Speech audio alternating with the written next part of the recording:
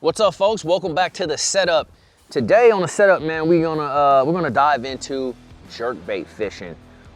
This is a technique that every angler must have in the arsenal. It's super grown in popularity. Why, you ask? The most popular thing in bass fishing right now, forward-facing sonar. Okay, the jerkbait has to be probably, I'm gonna say number one, if not number one, number two, to maybe a drop shot, as the most effective bait to utilize with forward-facing sonar. And so pretty much everybody's using that these days. The jerkbait is an excellent choice when it comes to using your forward-facing sonar. But aside that, it's just an excellent choice to cover water, catch lethargic fish, catch fish that are inactive and don't want to necessarily feed. That's where you get the term reaction strike, making them react, right? And then believe it or not, man, it's one of the most overlooked techniques when in the warmer months. A lot of people feel like you don't fish a jerkbait in the summertime, in the fall, but actually you do, and it can be a very, very effective technique. And so I want to dive into the setup that I use when I'm jerkbait fishing. Let's start with the rod, reel, line, and then we'll get into the bait, or baits, should I say. The rod is absolutely critical with jerkbait fishing, in my opinion, okay? Now, I'm 5'7", I'm not a tall guy. I really like a shorter rod when it comes to jerkbait fishing, okay? A lot of guys use a 7.2, and for me, that doesn't work because I'm slapping the water constantly. It's annoying, I just can't do it.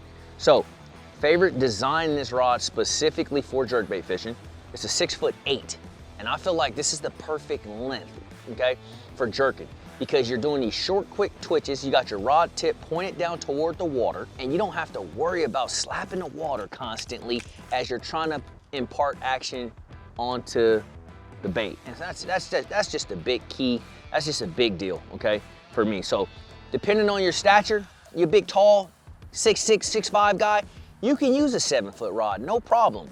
But if you're more my size, I'd say 5'10", even 6 foot, you're probably gonna want a shorter rod. It just makes more sense. It's gonna be a lot easier on you to impart action onto the bait, and that's what's hugely important. All right, so the action on the rod too, I wanna talk about that. You definitely do not wanna go with a stiffer rod, okay? You want a rod that has a lot of flex to it, or you hear people use the term parabolic, okay? And what they're talking about basically is where the rod shuts off, okay? So, as you can see, on this rod right here, a lot of flex all the way down to about that third guide, okay? This does two things. This helps me put action on the bait, and then when I do get bit and I get hooked up, this softer tip really helps keep that fish hooked up, just like cranking. And that's why a lot of guys are big on graphite composite or completely glass rods with cranking, because you don't want to pull hooks, okay? So you definitely want to get a rod that has some it has some give to it, that's parabolic, so you don't lose these fish, okay? Line and reel. I'll go with the reel first. You definitely want to stay away from high speed reels. I'm talking 7, 8, 9, and all those super high speed reels, okay? You will easily overwork the bait, okay? A jerkbait, oftentimes you want to keep it in that strike zone for a decent amount of time, and that's what's going to trigger the strike. But if you got that super high speed reel, you're pulling that bait so far every time you turn the reel handle that it's just moving way too fast, and you're just not going to be able to trigger the strike. And so I like a 6-8 to 1 gear ratio reel. Some guys might even want to go even slower, maybe a 5 to 1, something like that. That really helps you slow down, work that bait, and keep it in the strike zone. As far as line goes, okay,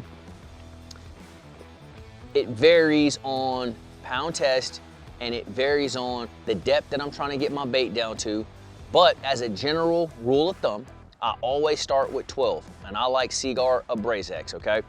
I start with 12, and then I will sometimes work my way up to 15, and in rare instances where I'm really trying to maximize depth on that jerkbait, I'll go down to 10-pound fluorocarbon, and that is the absolute lightest that I will go, okay?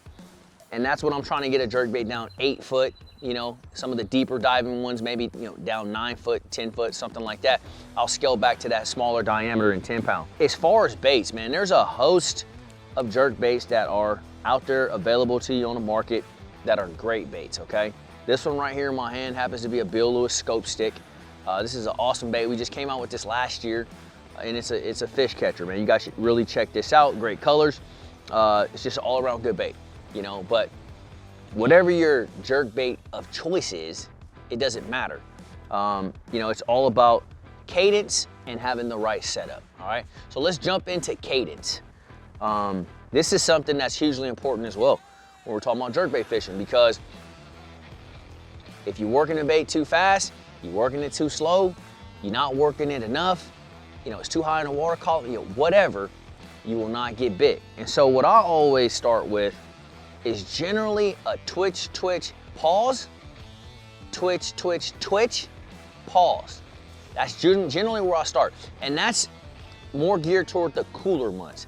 As that water temperature starts to increase into the upper 60s, I would say 65 plus, that's gonna be more of a twitch, twitch, twitch, twitch, twitch, pause, twitch, pause, twitch, twitch, twitch, twitch, a much more aggressive presentation. As the water temperature increases, I get much more aggressive with my cadence. When the water's cooler, I get much more calm with my cadence. So it's like a twitch, twitch, twitch, pause, twitch, twitch, twitch, pause, twitch, pause. And those pauses oftentimes is when a strike comes. And what that does is that gives that fish a kind of an opportunity to locate that bait.